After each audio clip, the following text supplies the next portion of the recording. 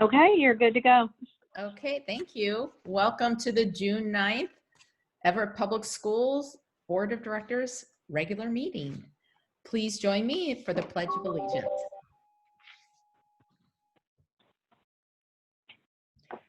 I pledge allegiance to the flag Flag of the United the States United of States of America America and to the republic for which it stands one nation, under God, under God, indivisible, with liberty and justice for all. Okay, well, that wasn't quite as coordinated as live, but that was good. Thank you, everyone. Will the secretary please call the roll? President Mason, Present? Vice President Lassane, Present. Director Byrd, You're on mute. Present. Sorry, I was like, can you hear me? Director Mitchell, Present. Director Nichols, Present. Student Representative Hannah Tran, Present. Student Representative Amina Hussein. Okay, thank you. Our first item of business this afternoon is the adoption of the agenda. Dr. Salzman, may you please introduce this afternoon's agenda? Yes, thank you, Madam Chair. Tonight's agenda contains a segment for recognitions, the superintendent's report, a segment for board comments, a segment for public comments, a segment for routine business, a segment for strategic progress monitoring, a segment for new business, and upcoming agenda items. Since publishing the agenda, the following changes have been made. Item 10.01, recruitment, retention, and affirmative action reports. The presentation was updated, and item 13.01, approval of resolution 1237, affirming our commitment to condemning racism and supporting peaceful protests. The resolution was added. The board may elect to change the order of business by majority of vote of the members. Thank you. Thank you. Is there a motion to approve the agenda as amended? So moved. Second. Okay, it's been moved and seconded to approve the agenda as amended. Is there any discussion? Hearing none, we will move to a vote. All those in favor say aye. Aye. All those opposed say no. The agenda is adopted, which takes us to recognitions. This is always a tough one when we're not in person, but still important and exciting the same. This afternoon, I'm honored to introduce two items of recognition. First, our own Everett Public Schools Teacher of the Year, Alina Hauser from Garfield Elementary. And I believe Sally Lancaster is going to introduce her to us. Yes, I have the privilege each year to introduce the Teacher of the Year for the Everett Public Schools, and the Teacher of the Year can be nominated by anyone through a contest sponsored by the Office of the Superintendent of Public Instruction and run through our ESD 189. This year, I'm proud to announce Miss Alina Hauser as the Kindergarten Teacher of the Year, or she's the Everett Teacher of the Year, and she is a kindergarten teacher at Garfield Elementary School. Ms. Hauser is in her 8th year at the district, and this was really special, but she was nominated by a parent, Mary Fisher of Garfield Elementary, and I'm going to share just a little bit of what Ms. Fisher wrote. She said, Ms. Hauser cares for her students. She understands that they are whole people, and she shows so much compassion and kindness when my daughter's dad passed away shortly before the 100th day of kindergarten. She made sure my daughter was supported in the way she wanted to be supported. She sent flowers and gave a genuinely heartfelt letters that she sent to our house. She checked in with the family every single day. She asked permission before sharing that sad news with her classmates, and they lovingly wrote notes and cards and put it together into a book for the student to keep. And then she was talking about when she shared how kind Miss Hauser was to another parent. That parent disclosed that she had had surgery a few weeks prior, and that Miss Hauser called every day to check and make sure that she was okay and see how she was recovering. So she said that she's basically a treasure to the teaching profession, and she deserves the deep respect and recognition for her dedication to students, and clearly not just the dedication to the students, but to the families as well. That's such an important factor. So I want to thank Ms. Fisher for writing such a beautiful nomination for her. And next we're going to have Principal Stillwell share some reflections about Ms. Hauser. And then Ms. Hauser will make a brief comment. And I would like to note that we have a beautiful plaque for you that we will present when we're able to see you in person. So Principal Stillwell. Thank you so much, Sally.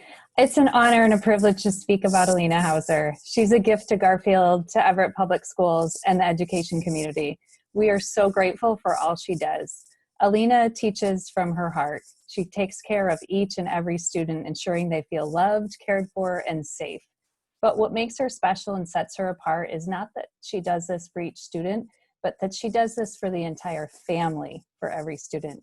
She reaches out, offers a kind heart, listening ear, and works so hard to make sure every kindergartner has an advocate. She is a champion for our Garfield Tigers. Students and families know they can come to her with any need and not feel judged, just simply supported.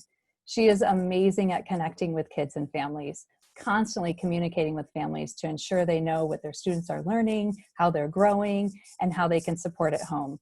She makes sure she knows what situations are going on and how she can best support and encourage each child each day.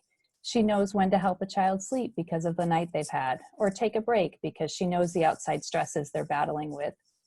It's hard to put into words, but that's what I appreciate so much about Alina, is that she truly cares and knows each and every student. Every morning when we weren't doing things via Zoom, you would find her under the undercovered area, checking in with each child individually and each parent. And then after school, every day, checking in with each parent and sending each child off knowing they are loved and they were excited to come back and learn more. She celebrates every win with every child, no matter how big or small. And she believes in her students so much that they begin to believe too, and they blossom. It's amazing. Alina is collaborative, creative. She's an amazing team member, and she is well respected for her expertise. It's valued and utilized in many district level collaborative work. She is committed to helping all students. During closure, she's connected with each and every student. I want to say that again, 100%. She has had 90% engagement with her kindergarten students via Zoom, online, never done before. I can't just, it gives me chills just talking about it. She also just had 80% of her kids complete the iReady diagnostic in math, 80%. The bar was 50, and these are kids that have never ever done this before. They've never been on iReady. Most of them never even had a computer, and she took them through it. She held their hands via Zooms with parents, phone calls, and this is what Alina's all about, doing everything possible to make it happen, and she makes it happen. Her classroom is alive with just rigorous, engaging instruction, and it's just continued right into the closure. She was doing an awesome math routine with her kids via Zoom that second week already, teaching her kids how to get on Zoom, helping them through. It's absolutely phenomenal. She literally does whatever it takes. No matter where they start, how they start, Alina gets them where they need to go. She works with her team, with our coaches, our family advocate, social worker, myself, whoever, whatever, any resource, she'll use it and make sure that every child succeeds and achieves. She's all in. No matter the challenge, no matter the situation, she rolls up her sleeves, works with her resources and supports, and makes it happen. She worked through some incredible challenges this year, and she did so with grace, professionalism, and a ton of heart. I adore Alina, and I'm so excited she's being honored for this much-deserved reward. Congratulations, Alina. We love you. Alina, would you like to say a few words? Thank you. Those words I'm like shaking over here. Thank you so much. It's so sweet. And thank the board. Thank you so much for honoring me with this award. I'm so beyond blessed. I have the most phenomenal team to work with. I know Kathy mentioned that a little bit, but I couldn't do it without my team. They're incredible. I also grew up in Everett Public Schools, so I have a huge heart for the community. I went to View Ridge and North Middle School, Evergreen, and then graduated from Everett High. So I am just so thrilled to be working in the same district that I grew up in, and I make connections with staff, and I love my job, and thank you so much. Thank you so much. On behalf of the Board of Directors, I want to thank you for all your contributions to the district. I got totally choked up listening to your stories. It's amazing. And you are the inspiration for us. So thank you. Appreciate that. So quick round of applause, I think. Yay, Alina, we love you. Thank you. Yeah, thank you. Okay, our second item of recognition tonight is we are honored to be recognizing our student representative, Hannah Tran. Hannah's been with the board for 2 years, beginning her junior year, and is leaving us, I believe, to attend the University of Washington. The University of Washington. And Hannah, I want to be the first to thank you for your time and contributions to the board. Student voices are always important and a valuable piece of the work that we do. And you've done just an incredible job of offering us guidance and insight into the student community at your school and just a different perspective on matters at the district. So I can't thank you enough for your time and commitment. I know it's a huge lift to be on the school board because there's a lot of meetings, and I know there were a lot of nights you had a lot of homework, and there you sat for hours on end giving us good input from a student perspective. So we will be honoring you with a plaque later this week. I don't know if you're getting tired of people showing up at your house to honor you with plaques and gifts and awards, but you're going to have one more coming. So I'm going to turn it over at this time to the other directors if they'd like to say a word or two. Well, this is Tracy, Director Mitchell. And Hannah, can you remind me, what grade did you and Becca start out class in? Was it Miss Tibbetts' class or Miss Judd's? What was that? Second grade. Miss Second Tibbetts' grade. class? Yeah. With Miss Tibbetts, yes. So I've known Hannah a very long time, and she and Becca continued to stay friends even through middle school. When Hannah went to Everett Eisenhower and Becca went to Gateway, but then life, when you break up your schools like that, life gets in the way. So thankful that I could welcome Hannah back to our leadership. And Hannah, you just have exemplified what we need in a student leader on our board. The words you bring and the messages you bring from the school are necessary for us to hear. Your input is very necessary because we're here to serve the students. We need to hear from them students.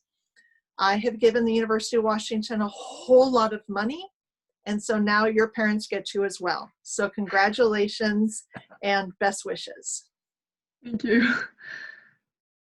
I want to echo Director Mitchell's statements. Thank you, Hannah, so much. You have been just one of the bright spots of my short tenure of board service. Your take on things and your ability to do so much. Like when I look at and think about your schedule and how much you do and accomplish, I am just like, #squad goals. I am so on it. Like I want to be you when I grow up. So, but thank you for giving us this little bit of you, this little piece of time in your life, because you've really impacted us greatly. And I know you are going to do great things as a Husky. Go Dogs! And along with Director Mitchell, the UW has gotten quite a bit of my money as well. So tell your parents it's a journey and it's well worth it. So thank you, Hannah.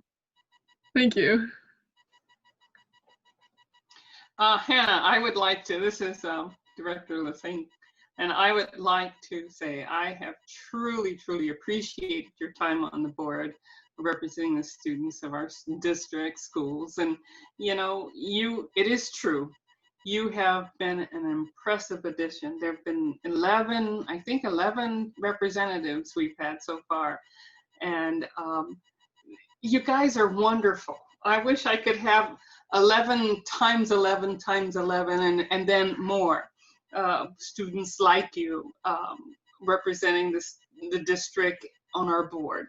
It's just great. I mean, you give a voice that isn't heard and needs to be heard, just like Director Mitchell mentioned.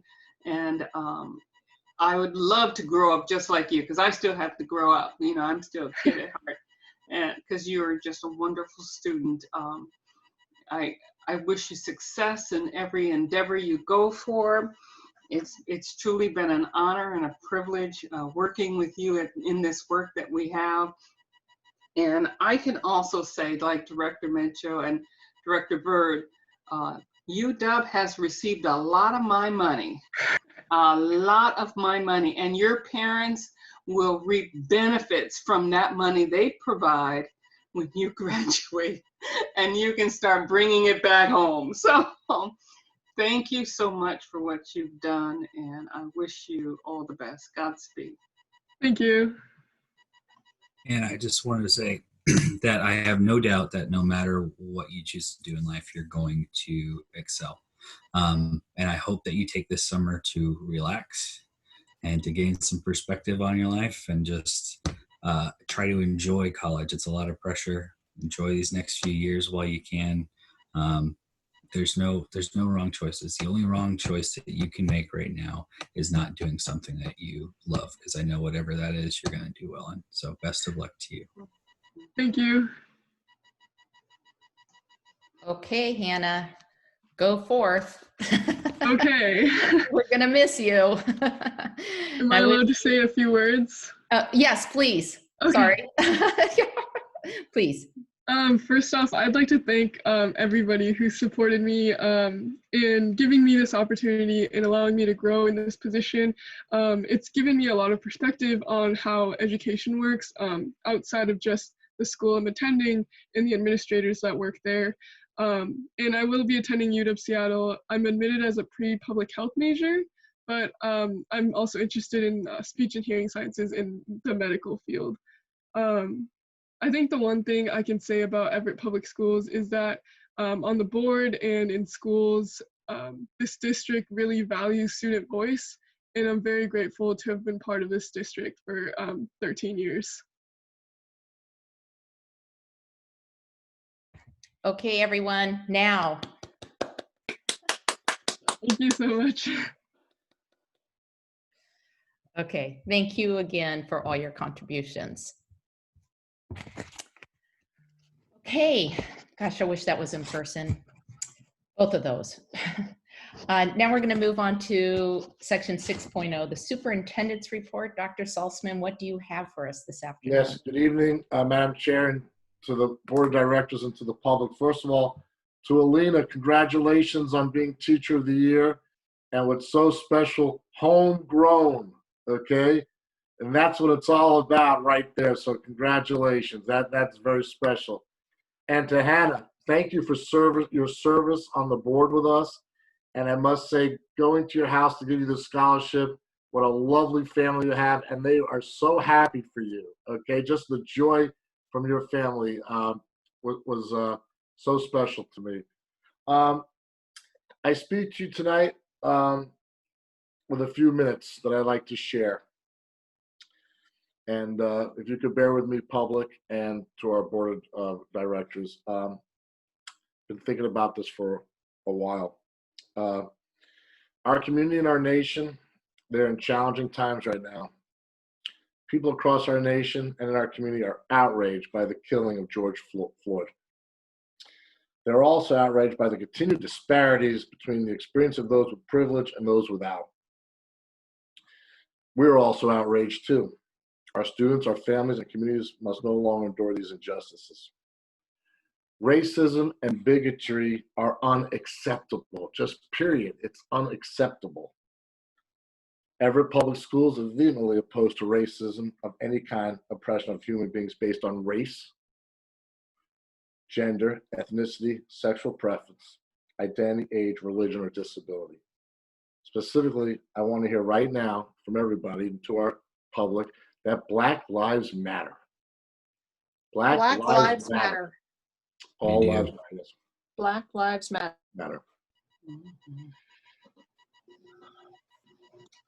I'm very proud of the students who organized and engaged in a peaceful Black Lives Matter march over the weekend. We hear you, we have listened carefully, and we stand with our Black and brown students.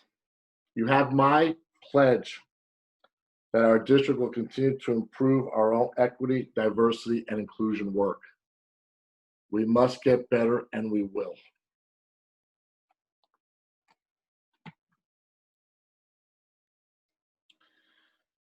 We cannot move forward unless we have discussions and we admit that we need to get better. So again, I reiterate, we will get better and we must get better.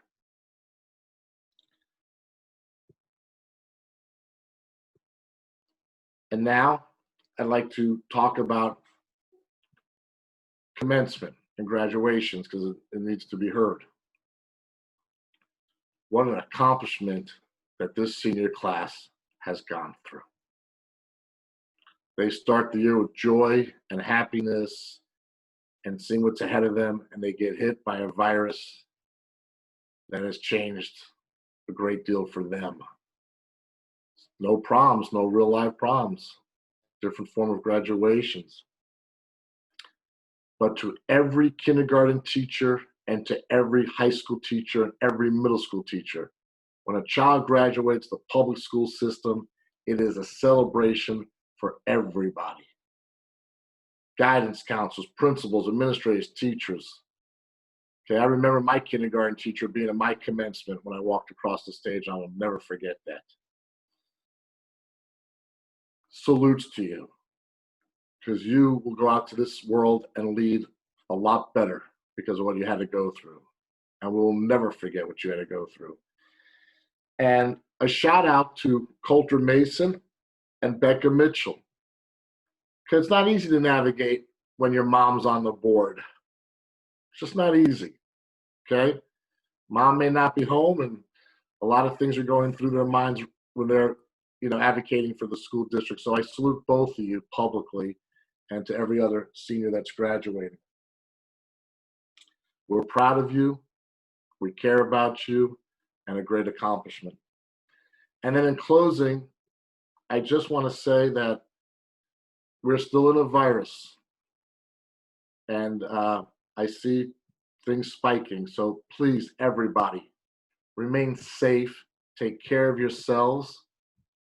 It's so important that you do the right thing. So that is my speech tonight. And I wanted to share that with you and the public. Thank you. Thank you for those words, Dr. Salzman. At this time, I'll turn it over to directors to be able to say a few words. And since I think last time I started alphabetically from the top, I'm going to start alphabetically backwards and go to Director Nichols first. All right. So I, like Dr. Salzman, prepared a little bit of speech just because there's been so much going on and there's a lot to unpack and digest. So first, I just want to thank and acknowledge all of the concerned staff, students, and community members that reached out to me and shared how the murder of George Floyd would touch their lives. I also need to acknowledge the privilege that I'm afforded as a cis white male in our society and the responsibility I have to help solve the issues of systematic and institutional racism that affects our community and nation. I don't claim to have all the answers, but what I can do in furtherance of that goal is to listen to, learn from, and lift up the voices of Black Americans and people of color that are demanding change. This past Saturday, a march in Everett was organized by current and former Everett Public School students, and I cannot tell you how proud I am of the courageousness these students showed. It reminded me that we are still facing basic, everyday challenges of racism in our schools and communities, and as much as we do policy-wise to ensure equity in our district, we need to and must do better. I've heard from parents, teachers, and students that they are tired. They're tired of asking for the same rights and access to education. They're tired of pushing to get people in positions of power to do the actual work necessary to affect real change, and frankly, tired of being tired all the time. I know I have been emotionally and physically exhausted by what's going on in our country, but I can only imagine what this has been like as a person of color in America. The students who organized the march also put together a list of student demands, grievances that they are petitioning their elected body to address. Their list includes things we should already be doing: actively recruiting teachers and counselors of color, updating our history curriculum to include mandatory teachings on Black history and ethnic studies electives, and to make our campuses free of intimidation, just to name a few. I find all of their demands reasonable and actionable, and I will be challenging my colleagues to help effect these changes. I did find one item on the students' list shocking. The demand was, take down Blue Lives Matter stickers. Now, I can't think of a single reason why these stickers should be anywhere on our campuses. Even worse, should I find that any member of staff or faculty put these up, I can only assume that they meant to intimidate students and make the open and frank discussions around race needed by our students impossible in their presence. To be clear, I'm not saying that lives of law enforcement officers don't matter. They do as fellow human beings. But this slogan has been in direct response to the Black Lives Matter movement as a means to discredit and shame Black Lives Matter for demanding an end to the disproportionate amount of state-sanctioned violence inflicted upon their community. I think I saw it best summed up as this. You're standing in your neighborhood and your neighbor's house is on fire. You say, we need to do something and help. And some person comes up and says, well, what about my house? It's important too. Of course it is, but it's not the one on fire. At this point, our neighbor's house has been on fire for the past 400 years. It's well past the time for talk. We must act now. Thank you. Thank you for sharing your thoughts on that. I appreciate it. I think we all appreciate it. I'm going to move to Director Mitchell. Yes, and I also prepared my thoughts, and I did get my daughter's input because we need to listen to the voice of the children, even if they're 18 years old and think they're smart. I'm going to go back a little bit further. September 11th, 2001, I was almost 3 months pregnant and driving to work for my shift at Swedish Medical Center, First Hill. I was getting onto I-5 from 128th when I heard Pat Cashman, who I loved his morning show, speak about a plane going into the first building of the towers. I did not know what he was talking about. What kind of joke could that possibly be? Then he mentioned the plane going into the second building, and I could hear the terror in his voice.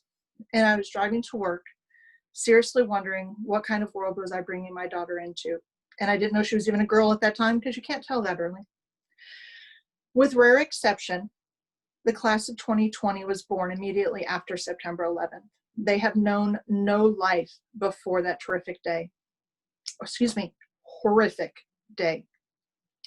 Then on March 13th of this year, seniors and other students experienced their last day of classes due to COVID-19. Seniors did not get to say goodbye to their teachers. They did not get to have a prom. They did not get to go to a graduation walk at their elementary school. They did not get to experience the pomp and circumstances of a traditional graduation. Some may say they have grit, perseverance, and or resilience. I can say they feel pain, disappointment, and anxiety. Many do not know what the next year looks like, especially for college. Is it going to start early? Is it going to be delayed? Or is it going to be virtual? In this traditional time of celebration, I am pleased to see the Decision Day videos on the Henry M. Jackson website. Students are going to UW, WSU, Notre Dame, Western, Everett Community College, DigiPenn, U.S. Marine Corps, U.S. Air Force, Lafayette, and many other colleges and places in the military. I think that is a secret thing that sort of happens at the school where the kids usually just wear their sweatshirt. To actually be able to celebrate all those kids, I think, is exceptional this year. I will be able to be with my daughter as she walks across the stage on Friday. And then Mill Creek is honoring the students by having a parade through the city. These non-traditional activities do show our support of our seniors for their work. I support all peaceful protests for Black Lives Matter. One horrific death after another of a Black American keep happening at the hands of both police and vigilantes. As I watch the protests, I see police officers kneeling and marching with protesters. I am also horrified by the continued police brutality. I appreciate all the voices who are highlighted showing their support of George Floyd and every Black man and woman. The voices I hear are rightfully angry. One woman said she does not want revenge for the 400 years of suppression. She wants equity. A white man said that no to anyone who says all lives matter, he will educate. I actually had a family member call me on Sunday to say that when he was younger, he did not understand why Black lives mattered over all lives. To Director Nichols' question about a burning house, very, very appropriate. He was having a conversation with a friend's father who continued to disagree with him and kicked him out of the house. He has severed his friendship with his lifetime friend because of that. There is no place for hate or racism. Change is hard. Change is uncomfortable. Understanding our faults is painful. I promise to take the time to learn and to listen, to give my voice to Black Lives Matter, and to vote. Thank you. Thank you very much, Tracy, for those words as well. Appreciate it, very heartfelt. Director Lassane, do you have a few words to say? Yes, I do. I would like to thank and honor Miss Alina Hauser as our Teacher of the Year. Thank you so very much for all that you do for our students here at Everett Public Schools.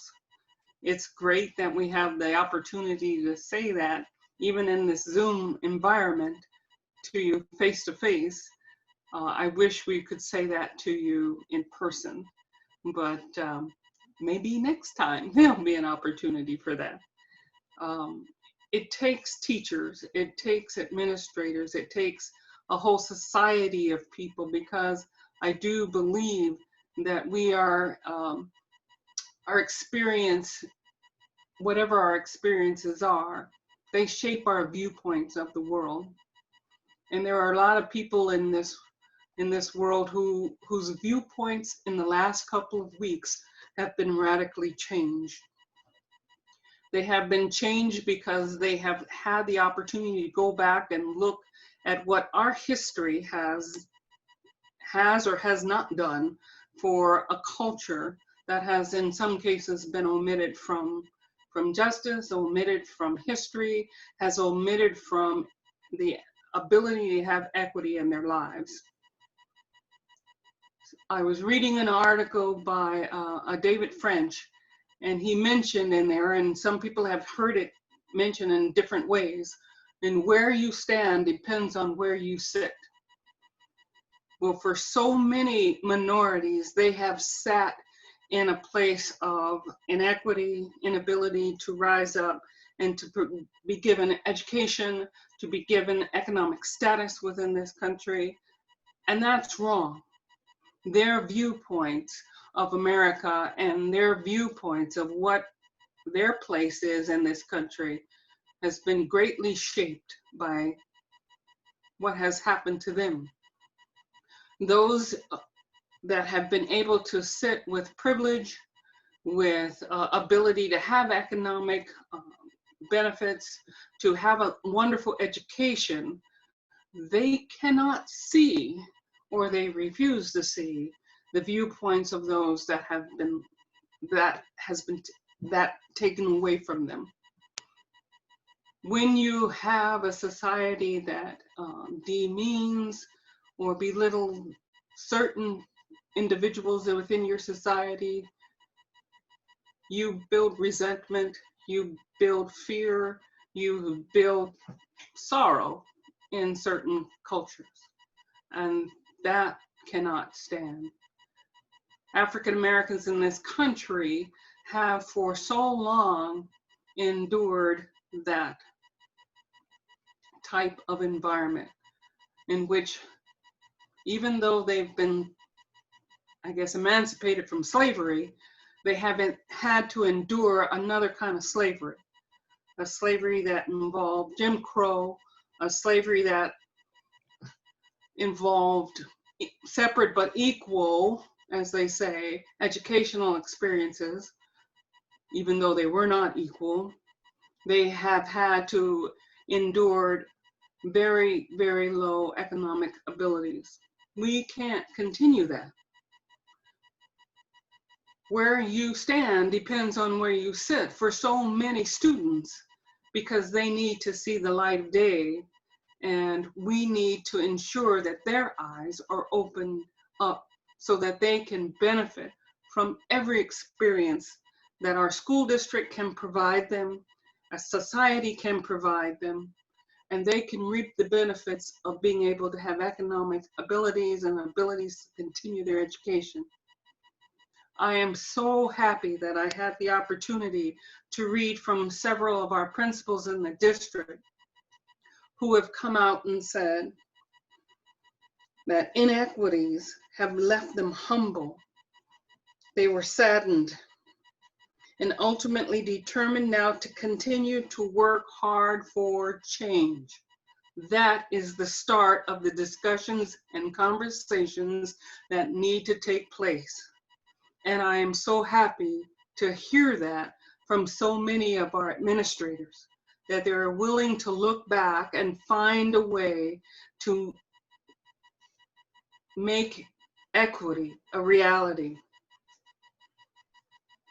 Systemic racism is prevalent. It is.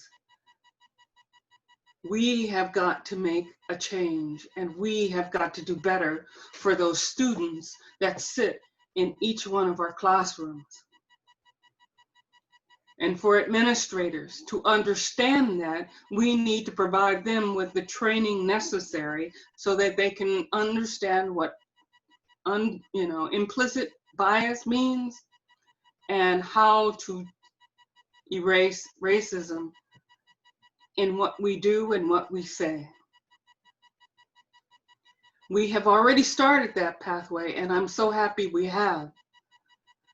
But we need to go so much further. America has a long way to go and still has to go further. But I am so grateful to hear from our principals and administrators who have already started the conversation to where do we go from here. And we need to open up those dialogues with our students, our communities, our parents, and we need to start looking like the community that we serve. Thank you. Thank you, Pam. I think, let's see, April. Director Berg, go ahead. Great, thank you. And thank you all for joining us both on Zoom, and well, I guess everybody's on Zoom. It's been a hard week for us, for our family. As a Black woman and the mother of Black children, the murder of George Floyd shook me to my core. But let me be clear, it shook me, but it did not shock me. The violence perpetrated on Black bodies is a part of systemic and systematic oppression of Black lives, and Black lives matter. I am so grateful to the staff, students, and families that have reached out to me this week to express their grief and determination that we cannot go back to normal. As a Black family living in the Everett School District, me and my children have experienced racism. It's real, and it hurts, and it's unacceptable. I want to talk specifically now to the Black students and the Black student leaders that came out on Saturday and have listed some demands. I want you to know that I hear you and that I was you. As a student leader at Oregon State, I led a boycott. I led an all-school protest movement, specifically because of anti-Black racism. I was targeted by white supremacists, and I had to actually wear a bulletproof vest on the day of that boycott. We shut the school down, and we had specific demands. And I remember thinking a lot of things that day. One, I thought Kevlar is really stinking heavy. People don't know that. But two, I thought, what do I want the adults to do with these demands? What are my expectations as a student leader giving this list of heartfelt demands because of anti-Black racism? What do I want the adults to do? And I just need you to know, as students, it's with that experience and it's with that lens that I am hearing your demands. You are handing off a baton that I thought would not be necessary 25 years after that boycott. And I get a little emotional when I talk about that because it's not okay.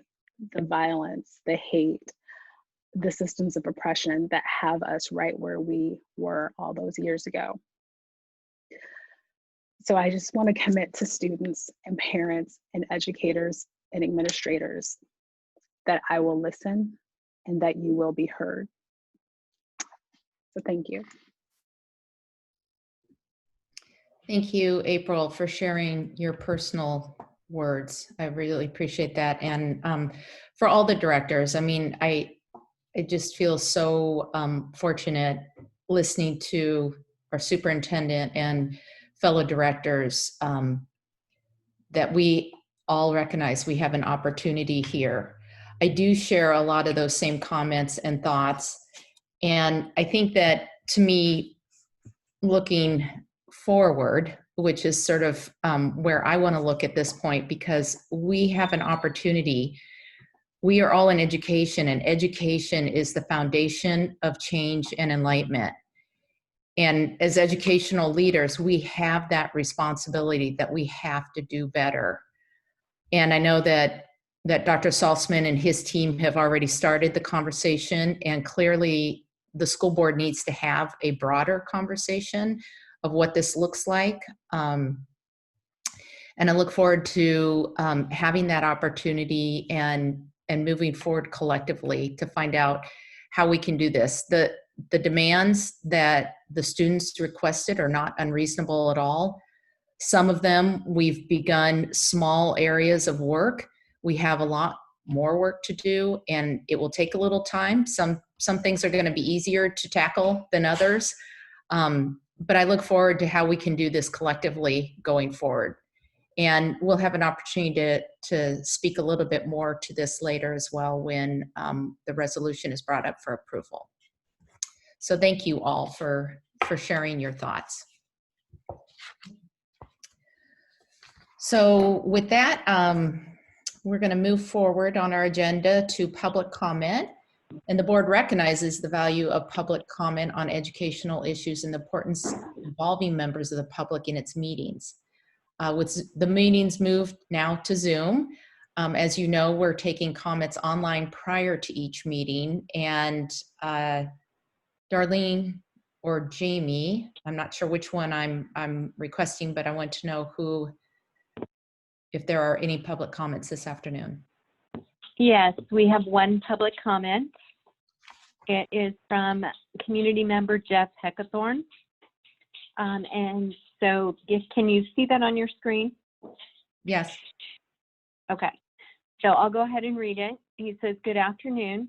I would like to commend Director Nichols for expressing his concerns and asking questions at the May 5th, 2020 meeting about the timing for running the school bond this August. The answer he received, quote, we can say that your taxes will not go up in 2021, end quote, in my opinion, was inadequate and misleading. No other board member nor administrator on the Zoom meeting thought to ask about 2022, 2023, or any other year up to and including 2042, which is how long taxpayers are expected to pay for this bond. No one asked, quote, how much interest and fees are we forcing taxpayers to pay for these 20+ year bonds that we pile on every 4 to 6 years, end quote. The answer for this proposed 2020 bond is an additional $100 million in interest and fees all down the drain. How about the 2016 bond with an advertised cost or revenue of $149 million that taxpayers will be paying for until 2037? The interest and fees for that bond are an additional $53 million. Everett is entangled in these wasteful 20-year bonds when 6-year capital levies can and are often, by other school districts, used for buildings, saving taxpayers hundreds of millions of dollars. No one on the May 5th Zoom meeting asked, quote, so how did you bring down tax rates to 4.78, end quote. Efficiencies, a reduction in overhead personnel perhaps, better use of technology. The Everett School District administrators did nothing. What brought rates down were the large, more than offsetting increases in assessed values of existing homes and apartments.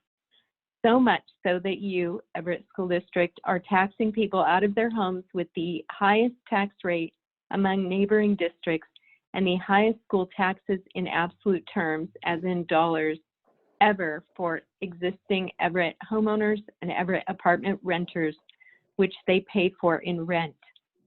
With the lack of questions from Zoom meeting participants, I also have serious doubts about the financial literacy of graduating high school students in Everett. Tomorrow, I will send follow-up email to you with additional details that you should have been given by Everett staff. Thank you. That is the only comment we've received. Thank you. We can craft a response to Mr. Heckathorn. It is my understanding that the Seattle School District is the only one that is able to pass capital levies to actually repair schools or build new schools or add additional space. So I'll get confirmation on that before we respond. So that takes us to the consent agenda. Dr. Salzman, may you please introduce this afternoon's consent agenda? Yes, ma'am. Thank you. The board's consent agenda includes repetitive business items such as meeting minutes, personnel actions, expense vouchers, surplus lists, gifts, grants, and recurring contracts. Sometimes includes items that occur less frequently but are of routine business nature. These items are usually reviewed by the board in their Friday report 1 or more weeks before the board meeting. This gives directors time to ask staff questions or consider a discussion about the policy implications of those items. The board votes on the consent agenda in a single motion. By its definition, a consent agenda is not debatable. In the case of this consent agenda, the superintendent's office received and answered one question regarding the enrollment figures in the April financial report. The consent agenda is presented and published for board approval. Thank you. At this time, I would ask for a motion to adopt the consent agenda. So So moved. moved. Then I'll second. It's been moved and seconded to adopt the consent agenda. Does any director wish to move an item from the consent agenda to the new business section of the agenda? Hearing no requests, we will move to a vote. All those in favor say aye. Aye. Aye. All those opposed say no. The consent agenda is adopted. This takes us to section 10.0, strategic progress monitoring. And this afternoon, we have Debbie Kovacs, and I believe you're going to kick us off on our recruitment, retention, and affirmative action report and update. Yes, thank you. I'm going to share my screen here.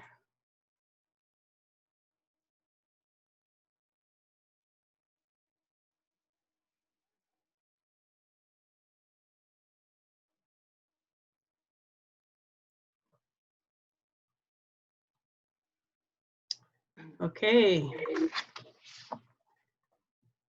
Thank you for the opportunity.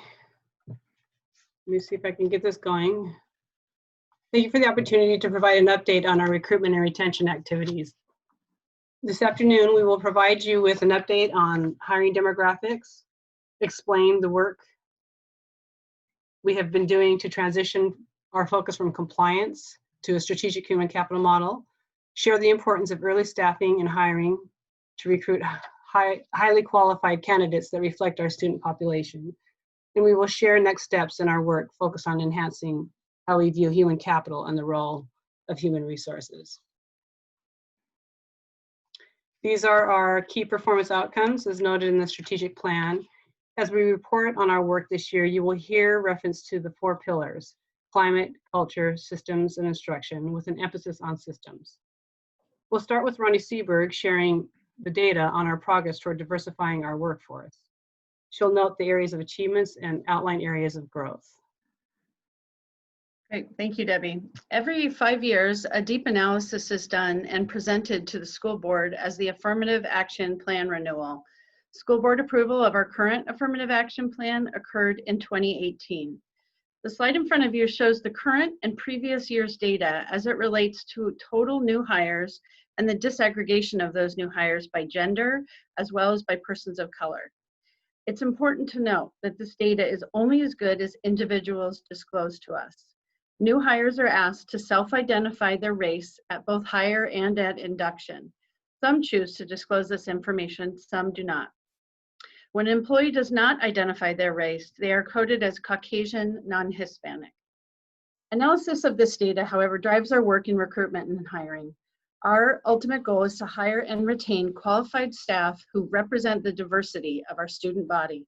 Our goal is to increase the diversity of our workforce by a minimum of 2% annually, which is an ambitious goal, one that we're committed to doing. The far right column on this side identifies the number of females and persons of color hired in the various employee groups. For example, of the 8 custodial and grounds hires this year, 3 of the new hires were female. Females are typically underrepresented in these professions. Additionally, of the 17 administrators hired for the 1920 school year, 6 self-identified as persons of color. Our largest group of new hires is and has been our teachers. This year, of 141 new hires, 10 individuals self-identified as persons of color. This data tells us that further focus must be on recruiting and hiring teachers of color. The next slide provides a little bit further look into this data. Thank you, Debbie, for forwarding the slide. Thanks. Okay, this is our workforce data as a district. The table is structured by the percentage of employees reporting ethnic or racial diversity by employee group for last year and this year. The 2 right-hand columns indicate the percentage and change in numbers. When viewing this data table, it's important to note, again, that diversity of our staff is based upon employee self-reporting, and that our goal is to increase diversity of our new hires by a minimum of 2%. So some notable data on this slide to call your attention to. Everett Public Schools employs 79 certificated administrators. This year, we hired 17 new administrators, 6 of whom identified as persons of color. We employ 575 paraeducators. This year, we increased the percentage of paraeducators of color by 1.6 or 9 individuals. This is notable progress as this is a large employee group and nearing our goal of increasing staff diversity by 2%. Our teacher corps has hovered around 10% individuals of color. This year, it showed a decrease slightly in less than 1%.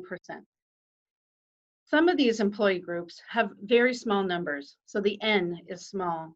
For example, we employ 25 nurses district-wide. So when one leaves or is hired, a percentage is proportionally affected with more significance. This year, we hired 1 nurse who self-identified as a person of color. We know that analyzing data leads to questions. We're asking questions of ourselves related to whether the current data is providing the necessary information we need to monitor our forward progress towards meeting our key performance outcomes and improving our ability to hire and retain the most qualified employees. You'll see throughout this presentation tonight that we are changing things up, committed to diving deeper into data to better inform where we need to focus our efforts to improve student achievement. As we noted earlier, and we will again, this year has been a year of change of how we've done our work and what key power metrics will inform our work going forward.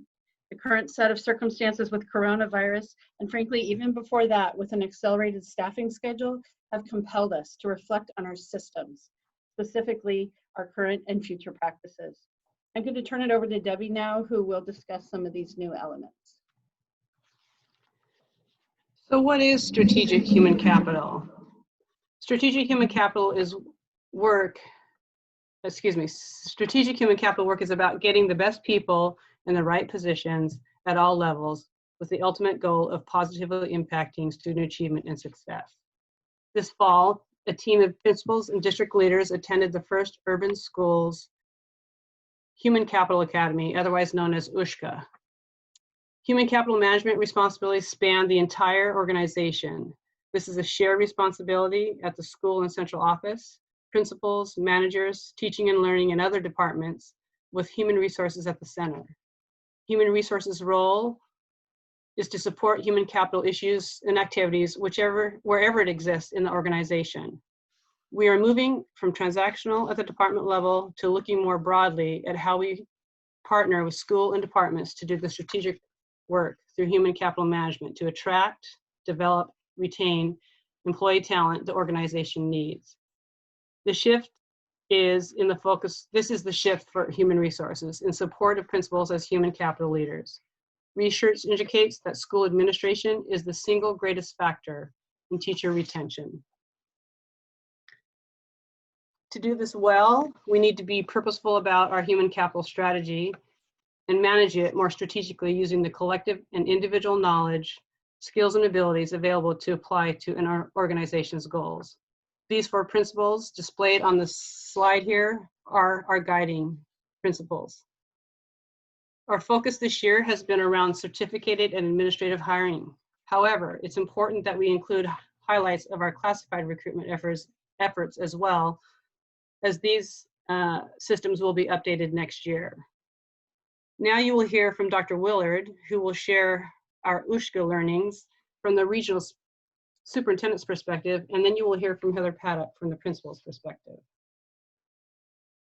So Debbie, I did learn a lot at USHCA. One of the key pieces was really around regional superintendents, which they refer to as principal supervisors, and how they're pivotal to the relationship between HR and the principal. Regional superintendents support principal effectiveness and the development of human capital for the district and each school. And the role of regional superintendent, we get to support principals to be good instructional leaders. That is, principals facilitate teachers' learning about how to improve instruction. We support principals to have strong vision and that they can build a strong culture of academic excellence, and that principals align and manage their resources for student achievement. And this is budget, people, which is key to this, and processes. And that principals are good human capital managers, and that they know how to get and keep the best people in their schools. Heather can share more from her perspective.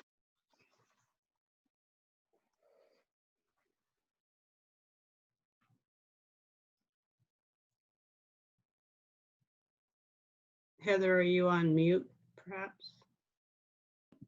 Thank you. Thank you. Thank you, Jeannie. I was really fortunate to have the opportunity to attend USHCA with my colleagues last fall. And as a building leader, I really learned the meaning behind human capital, what that means to be a human capital manager.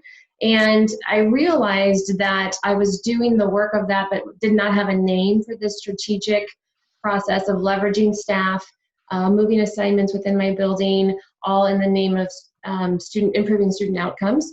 And thinking about how I can partner with HR, and as we move from a compliance driven process to more of a support, I was able to think about who am I hiring, and then also how am I having that extra accountability as the building leader to hire the absolute best match for my building, for my needs of my students, and thinking about how HR supports that versus a top-down support.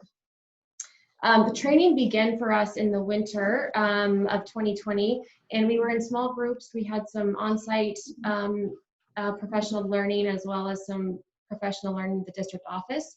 And principals were able to give input into types of interviewing questions that we could have for the job fair, for example, to really dig deep into a candidate's response and really match what our buildings needed to the candidates that were recruited through the HR department.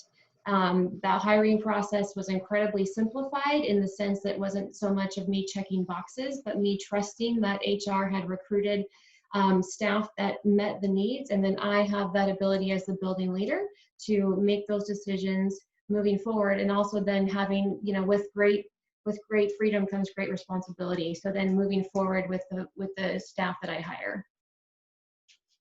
And Rondi, I think you're going to share a little bit more about recruitment. Rondi, before you start, I wanted to also mention that USHCA is important nationwide, and Dr. Salzman is a graduate of the USHCA Academy. So. Thank you. Our transformation was focused on certificated and administrative hiring this year, as you just heard. However, for our classified vacancies, we were able to do some fall and early winter recruiting. We attended the Everett Community College Multicultural Career Fair in the fall, which catered to current and alumni of Everett Community College. We had planned on attending recruiting events at the Armed Forces Reserve Center, as well as the Snohomish and Skagit County Career Fairs. Unfortunately, those were canceled.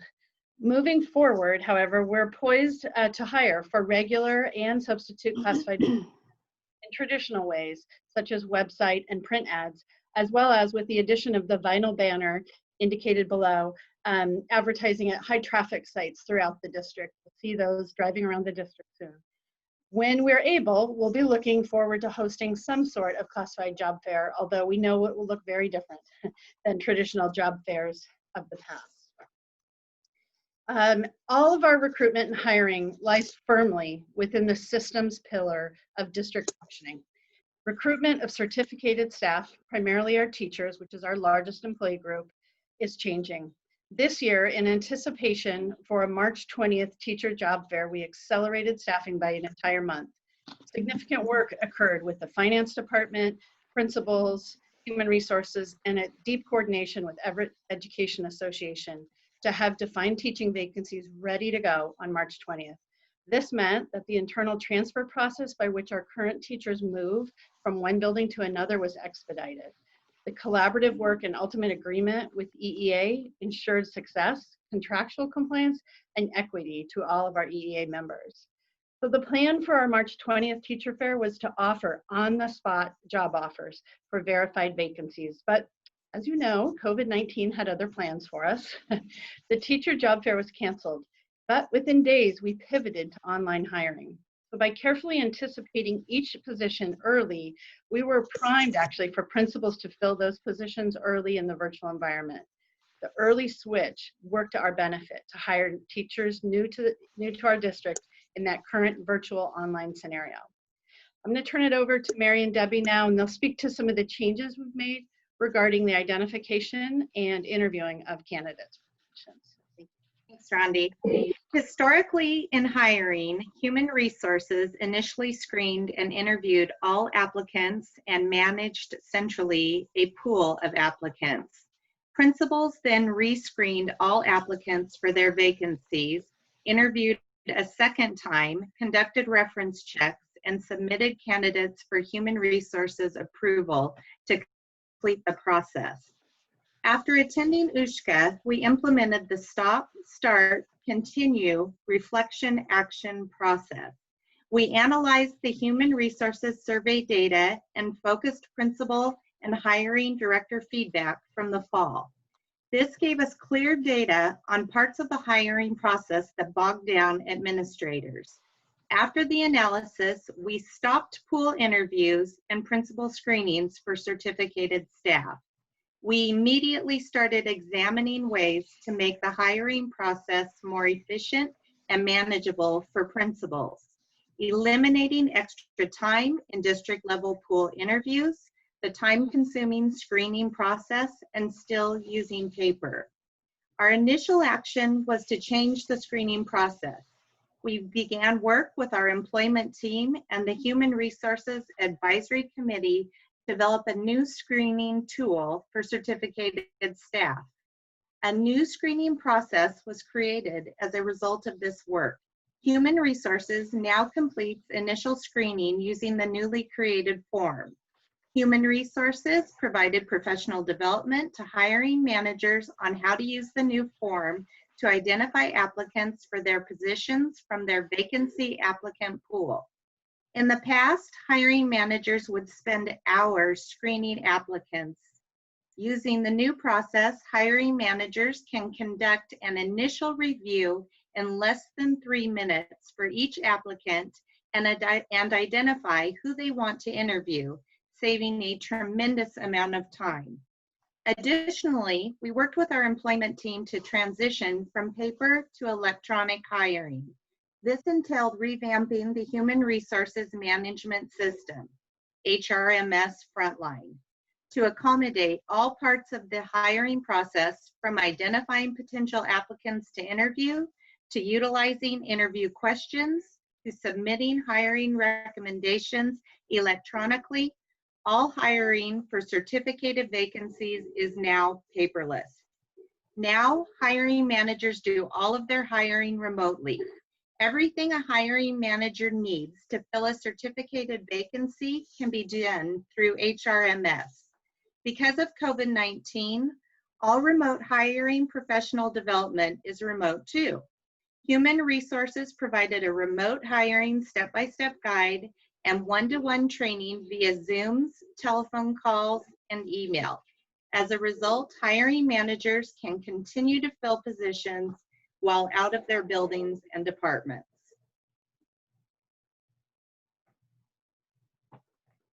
As mentioned earlier, strategic human capital management is about getting the best people in the right positions to positively impact student achievement. And administrative hiring squarely falls within all 4 pillars. We're transitioning to a new way of hiring administrators using the targeted selection process, which started this spring. The process uses a behavioral event interviewing technique that shifts the focus on who rather than what in the selection process. It is an unbiased tool used to identify and develop talent, which I mentioned earlier is used in many districts across the nation. Questions are designed to determine whether the applicant has a skill and abilities to produce the outcomes we are looking for. For example, experience with closing the achievement gap. This is accomplished by asking questions focused on what they have done rather than what they would do. General answers no longer suffice. Questions must be specific in order to ensure that principals and assistant principals are well matched to the school, to improve the rigor of the selection process, and to ensure that each applicant has their best opportunity to present their qualifications for leadership roles in Everett Public Schools. Training is scheduled for cabinet, district level administrators, principals, and assistant principals in late June. It's also important to note that we develop questions for teacher applicants to be used at the job fair, and we also use them online now, using a similar process. More work will be conducted next year with a steering committee to develop a variety of interview questions for teachers to be used in next year's hiring cycle. Additionally, we will be adapting the online hiring protocols you heard about for the teacher positions with our administrative hiring process next year. Now, Dr. Lancaster will share the work underway in developing a Preparing New Principals program.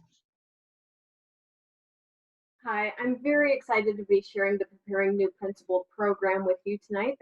This program is designed to develop current assistant principals into effective principals through hands-on learning, job-embedded activities, mentoring, and reflective practice.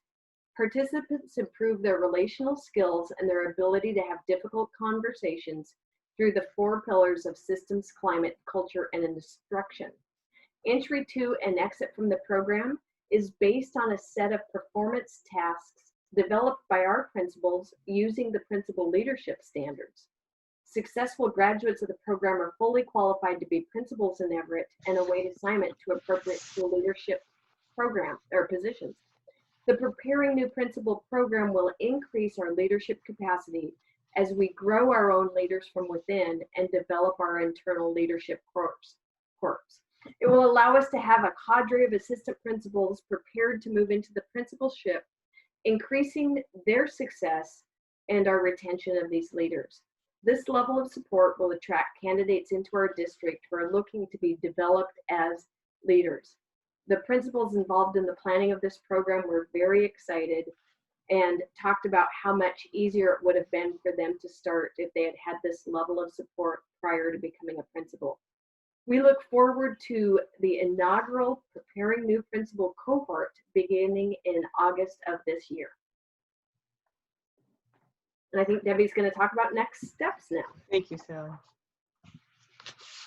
Our next steps will focus on moving from a traditional structure of service to a strategic model where human resources becomes a service organization with its key customers being regionals, principals, and hiring managers. To do this, human resources will begin restructuring our service model to a human resources buddy system where a director from human resources partners with one region to collaborate with the regional and their principals to be the key point of contact for principals' human capital needs. This one-stop shopping model will provide personalized service to our regions and create consistency with one human resources contact being the source of communication and support to each region. It will allow for human resource buddies to have a comprehensive view of the schools in their regions to understand schools' needs and better coordinate support. Our work will shift from transactional to strategic activities that support school human capital needs. Initial steps of implementation of this system will include meeting with regionals regularly to focus on the strategic issues and support for the principals in their regions, presenting at regional meetings, just-in-time professional development, meeting 3 times a year with the regional principal and human resources partner. We hope to implement 3 structured meetings throughout the school year to review human capital data, including human resources identified key power metrics, which may include hiring data, retention data, certificated and classified attendance data, and performance data, and provide ad hoc and proactive support and service for principals around in-the-moment issues. Thank you, Mary. We're proud of what we have accomplished to date. I'd like to share a quote that we recently received from our Human Resources Customer Service Survey from our principal and administrator customers. HR has been incredibly responsive to administrator feedback. It is very clear that efficiencies and systems have been adjusted to make it easier for us to do our jobs effectively. Thank you. As you heard throughout the presentation, Human Resources embarked on significant transformation of our hiring systems, both for certificated and administrative vacancies, in collaboration with our regional superintendents, building administrators, and advisory committees. While we have more work to accomplish, we have a really great start. Highlights of our work include the shift to strategic human capital, where principals drive the human capital work with human resources and service to them. We transformed screening and hiring systems. Interview questions were redesigned, focused on who rather than what, using targeted selection process. And we are developing the Preparing New Principals program. As a reminder, the board heard about long-term recruitment and retention efforts we are making at the May 26th Equity and Access Study Session, where we shared a bit about the Recruit Washington Teachers Bilingual Educator Initiative, which is a grow your own student of colors into teacher program, and what we are doing with our communities of color events. As a result of that sharing, the board provided Human Resources with feedback, the district, with a suggestion for affinity groups, and to revisit the paraeducator to teacher program, which we have included in our plan for next year. Next fall, as we begin to monitor and analyze the data, we will be able to understand the impact of the adjustments made, as well as make timely shifts to the services Human Resources provides. Okay, I'm trying to do well, it was supposed to jump up and down. Thank you. Now I welcome questions. I have a quick question for either you or Randy, whoever wants to respond to this. So mentioned that those are not electing to self-identify their race or ethnicity are automatically classified as white, non-Hispanic. Is there a particular reason for that? Is there a reason why we just don't know why it's not just listed as no response? Or So thanks for your question. The reason is that when we looked at the affirmative action rules that came from kind of the categories, if you will, that have been traditionally, they may change, right? But traditionally put out there, there was not a category for no response. So the advice that we were given was to kind of the default was Caucasian, non-Hispanic. right, I'm worried about it counting against us as opposed to being a neutral kind of factor. I'd like to comment on that if I may, because I know I've been, I'm not in the teaching category. I wasn't a teacher, but I was in the military for 25 years. And I do know during my time there that I never took a survey. And there was a reason why I never took a survey. That reason was because I was the only female, I was the only officer, and I was the only Black female officer. So 9 times out of 10, I never marked the block, what are you? Why? Because they would then know who made those particular comments. And if I wanted to make a comment about any climate issue that we had, I would direct them to the people who could make a change. I think when an individual chooses not to mark that block, there may be some underlying reasons why.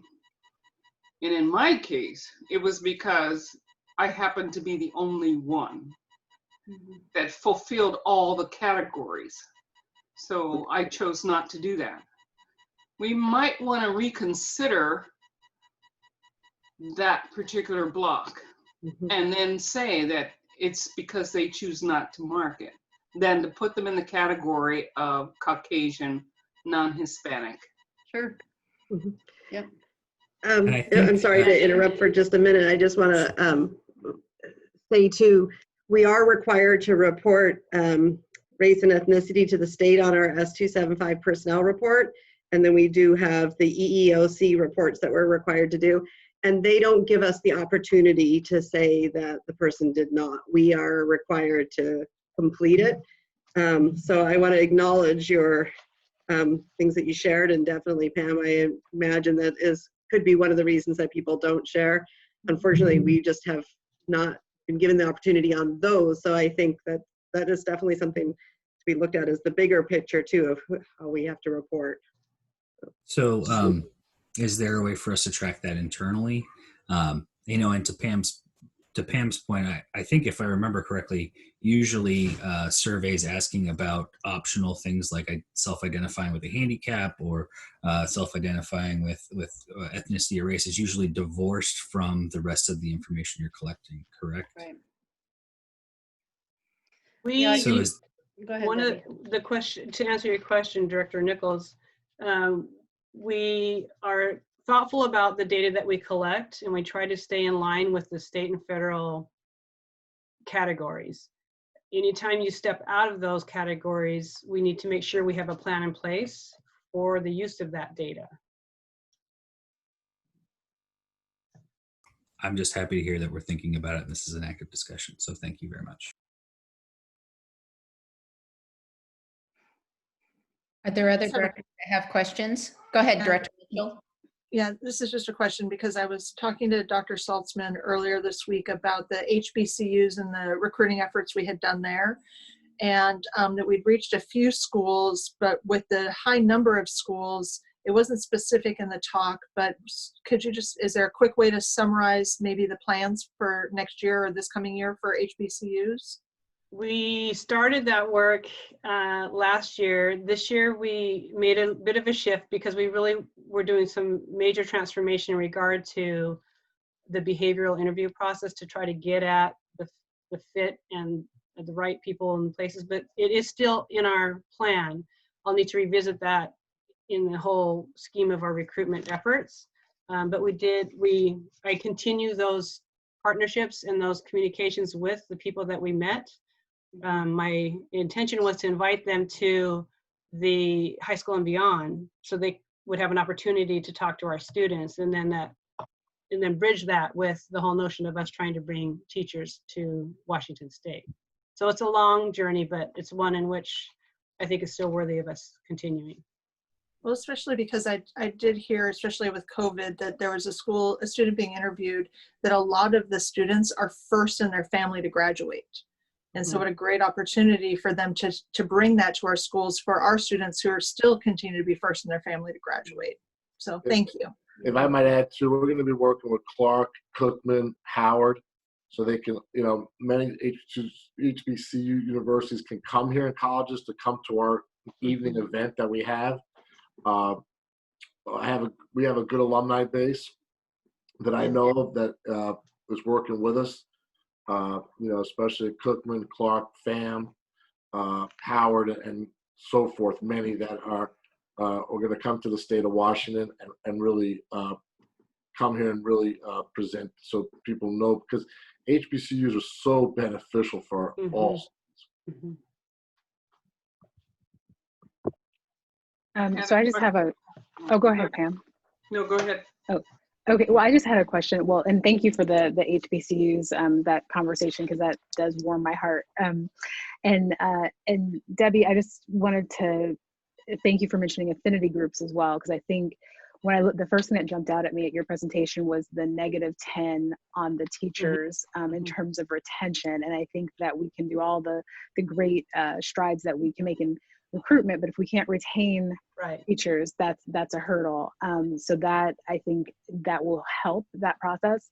I just want to be clear. So when I'm looking at our data, our dashboard online, we've got about 49% students of color if we're looking at it by ethnicity. So is that something that we highlight? Because I think, when I think about it, as teachers thinking about coming here, and they might look at certain statistics in terms of their profession, right? And so like, okay, this is a majority Caucasian district, or, different thoughts, but really it's not. The kiddos we're serving, we're about to be majority minority in a matter of years. And so I think that's a journey that teachers of color can take with us, and maybe we can be super explicit about the numbers and the kids that they're going to be serving. So that's just something to think about, because looking at that -10 and looking at that 49%, I'm just like, no, we can't do it this way. We have to bring it together. So yes, we do talk about the story, but we can get better at telling our story and having it's no better than to hear it from our teachers themselves, quite honestly. Exactly. So, yeah. Thank you. My gosh, April stepped in and asked my question.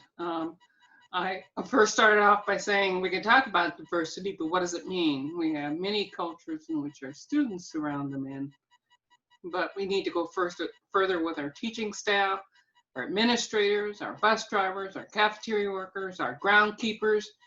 And if we are increasing the number in one group over another group, we have to remember that our students, they see and relate to everybody, but they see also their teachers.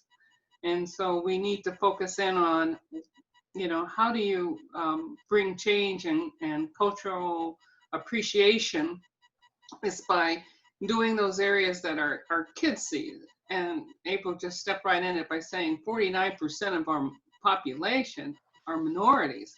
So they see primarily, they'll see bus drivers and cafeteria workers and groundkeepers, but they see their teachers. So the big question was in that category.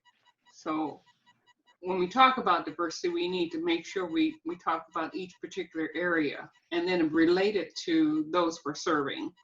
And I'd like to see in the future those kinds of separation, that kind of statistics, so I can better see how we're going as far as fulfilling our need to grow culturally diverse.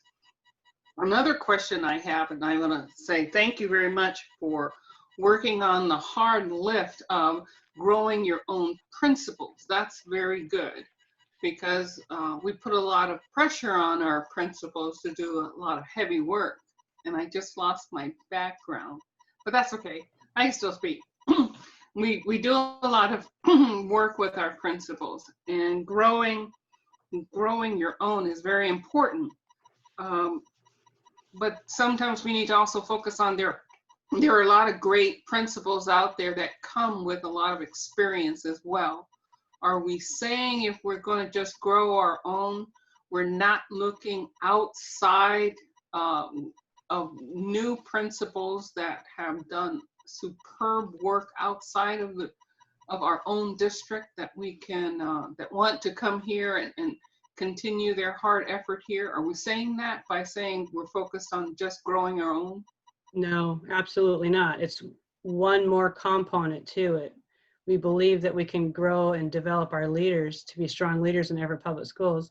We still believe that there are very strong candidates that come with experience that can also be a part of Everett Public Schools. So it's not exclusive to that. Okay. And the other thing is, when you talk about administrative hiring process, you said you want to focus on what they've done versus what they could do. Are we then saying that we're looking for seniority and not those new people who have come out with, who can bring a lot of new experience and new drive and motivation that they have? And are we saying we're just looking for senior administrators or senior individuals instead?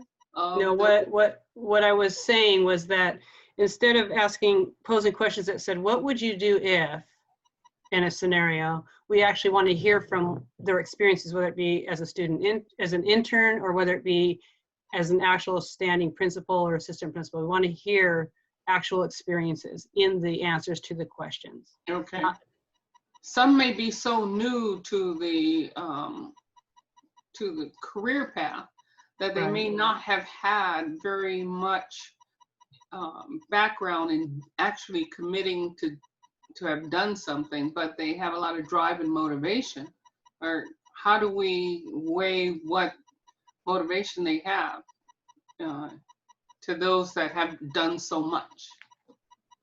I think that candidates come with experience, and those that'll come with intern experience have experiences as teachers that they can then translate into what it would look like as an administrator. But we have to consider both experienced and inexperienced administrators coming into the thank you. administrative corps. A lot of new individuals, I guess you would say, that haven't had the opportunity may also been fresh out of college, and they may, or master's program, doctorate program, wherever, and they may not have that experience behind them. And it would, so the preparing new principals, it would be, many times we'll have assistant principals coming in new, right? So that is that whole notion of bringing them in as assistant principals and growing them. Oh, and if I can offer just for Pam too, I used to hire brand new grads out of pharmacy school. So I did do that behavioral interviewing of tell me a time when. Tell me a time when you had a conflict with a leader. Tell me a time when you had to explain something. And everyone has those stories. It's just based on your experience, what level of story. And so you do set your expectations for answers based on their level of experience. And Debbie, is that about what you guys try to do? It's yes. You're not looking at a brand new grad to have 5 years of experience of stories to tell. Correct.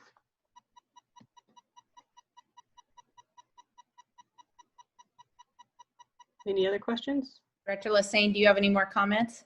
No more questions. Tracy, thank you for that clarification. I appreciate that. And I want to say thank you to all the presenters. I think this is really exciting to see the work that you're doing. And, I continue to believe that there are some benefits that are coming out of this whole distant learning and COVID and virus thing that we're experiencing. And to me, seeing the shift in your process is exciting because it's more adaptable and it seems more customer focused, for a lack of better words, since I'm come from the world of business. And I like to see that the process, it seems to be shifting towards the people and a little bit away from the process, and you're not getting as bogged down in the process. So I think that that's going to really bear some great results going forward. And seeing that we do have a situation in our district where we need to grow our own and help these younger or newer, I should say, not younger, newer assistant principals learn how to become effective leaders and stay with us. 'Cause it's a great place to be. So thank you all for your work. I appreciate that. And we'll look forward to another update next school year. Thank you. So we are going to move forward with information and discussion. And tonight we do not have an item of information or discussion, and we do not have an item under our unfinished business section of the agenda. So we are going to move on to section 13, which is new business. And tonight we are to discuss and propose the adoption of Resolution 1237, affirming our commitment to condemning racism and supporting peaceful protest. This is a resolution that was brought forth by Director Berg and became a collaborative effort with input from all directors. I believe that in approving this resolution, we show and stand with our Black students and staff. And at the same time, to me, I hope that everyone recognizes and understands that we have a lot of work to do, that this is just the tip of the iceberg or just a starting point. So I'm going to open it up for discussion from directors. I know that we took an opportunity during our director comments to offer some insights and share some thoughts about the last few weeks and what we've experienced and how that's impacted us. But if any directors would like to share any further information regarding this resolution or any thoughts, please do so now. Director Lassane? I thought I should wait until I got recognized because I know we all are very involved in this and we want to speak up all the time. I think it's a good opportunity to put this resolution out. One, because it states where we're going. It states that we are focused now, that we truly believe Black Lives Matter, and they do. And it is time for us to start here. This is not the first time that we've put out a resolution that talked about including students and safety for our students. We've done that before in Resolution 1158. But now, just like Director Nichols put it so eloquently, our neighbor's house is on fire, and we've got to put that fire out. A Black family's house is on fire, and we need to put that fire out. It doesn't say, and I noticed this will probably be very contentious in our community because we have seen some emails from that say, well, what about Asian lives? What about Hispanic lives? What about white lives? No, the time is now, because for 155 years since Emancipation Proclamation was signed, we have seen the continued hatred and racism affect the African American individual. And now is the time for us to put this fire out and work towards that. And I am so proud that our students here have taken the task to protest. They've done well. They understand it because they're going to have to lead this charge further.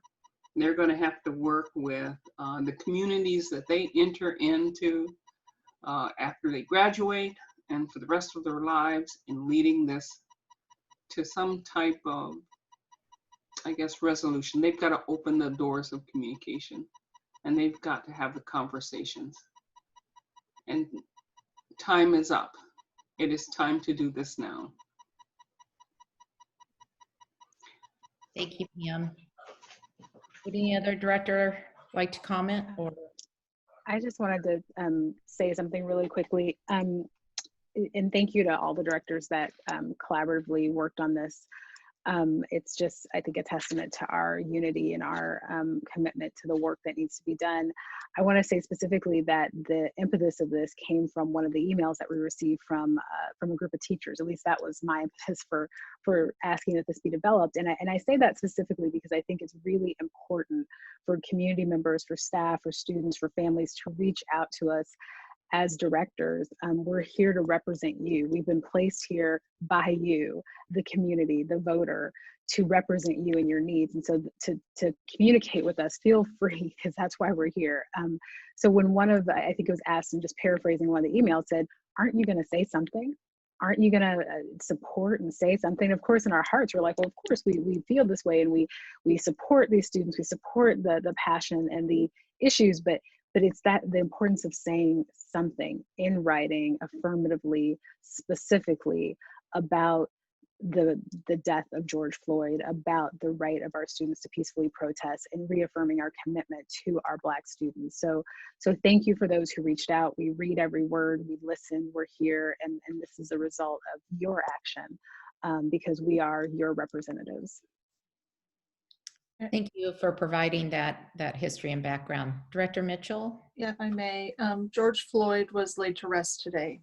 And I did watch bits and pieces of his very long service. And I'm not saying very long because it was inappropriate. I'm saying very long because many people wanted to honor him and honor the Black people that have come before him. There were parents in the audience of many of the Black men and women who have been murdered by police, were in the audience and were recognized today by Reverend Al Sharpton. And the fact that one of the speakers did say that George Floyd's name is now known all around the world, I think the least we can do is this today. I am so thankful that Director Berg brought this to us. I'm so thankful we collaborated on this. So this is the voice of all of us. Thank you. I also would like to thank April for doing this hard work and working with our district staff to get this going. The language that we've drafted, I thought it was pretty good for a school board. It's pretty aggressive. I think there's room for it to be more aggressive, but that's just my opinion. But I'm pretty happy with this, and I'm proud to put my name on it. I'm proud to sign it, and I'm proud to stand here with all of you. Thank you. Are there any further comments before I call for a motion? Hannah. I didn't have an opportunity to speak during board comments, but just to echo the other directors' comments about what's currently going on, it's absolutely horrifying that this keeps occurring, the deaths of Black bodies in the hands of the state. And I fully support this document, and I think it's very important for people in positions of power to express the movement of change. And I think starting here is a great way for other government bodies to promote change in Washington State. Thank you.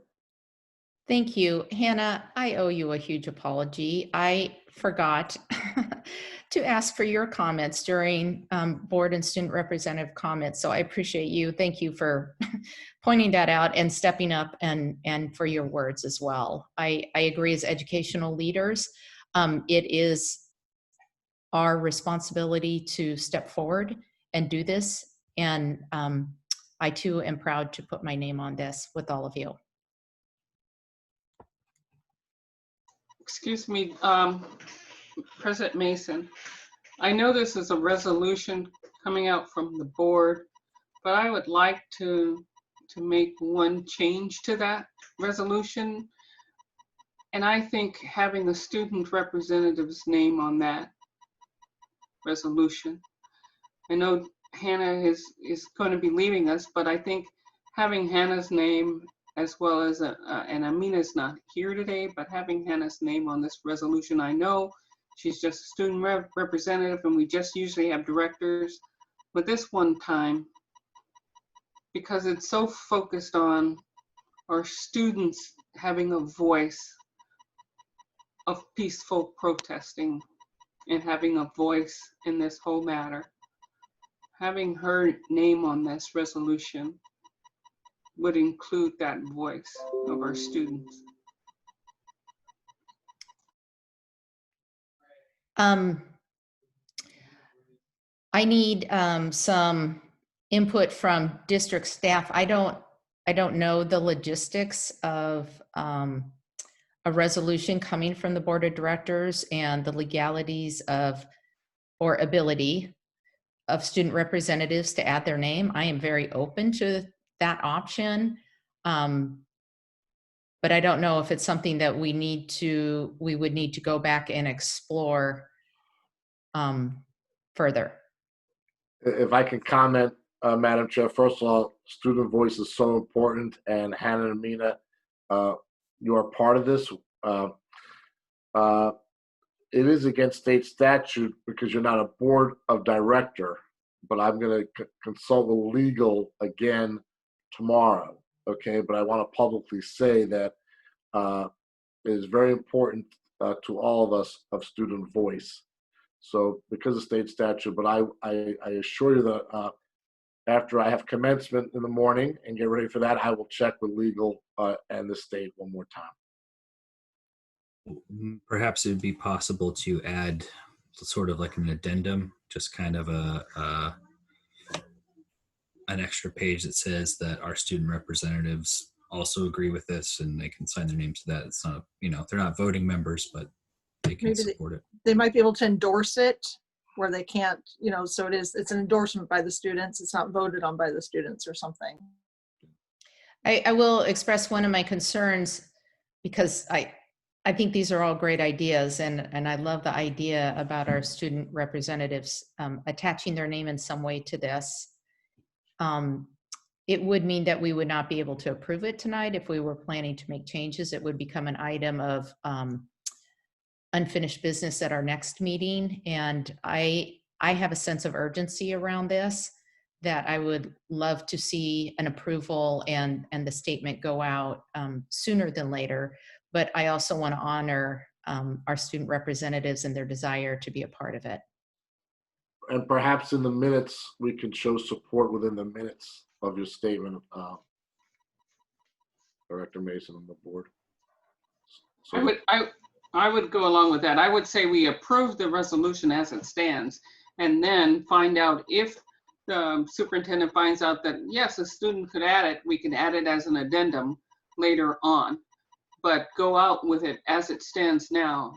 I think having the student's voice approve it on there too as an addendum would help solidify the students' involvement in this in the future. And I think our students here in Everett Public Schools would be very happy to find that the students did approve this resolution as well. I think that's a good plan. Hannah, are you comfortable with that?